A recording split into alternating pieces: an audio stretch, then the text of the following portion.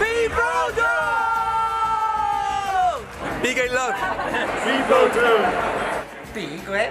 A handshake go mórlumm bhí mé DJ ar an bus an siúd bhí sé lá ar agus agus bhí an Green Expalva agus Harla an chéad mórthúil effigiúil LGBTQ+ in Éireann sa bhliain 1983, tar éis go scaoileadh saor le grúpa fid a chur lámh amháis an fear óg Declan Flynn nuair a d'ineadh ionsu homofóbach air I Mbaile Clia.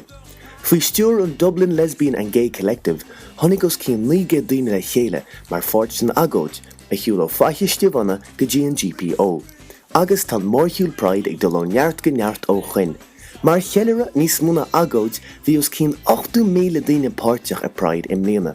Fear amháin a shiúil sa bhliain 1983 agus atá ag siúil ó chuin ar sanna cearta daoine na an seanadóir David Norris.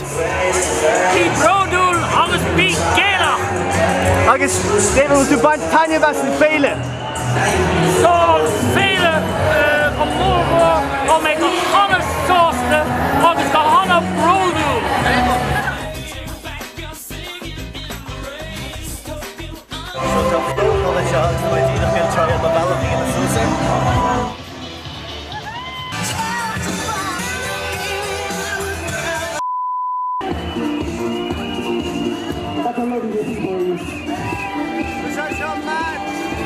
Ag sin deireadh le Pride 2019, go dtí 10 mhíle, Biggie Brodo agus Biggie Gaelach.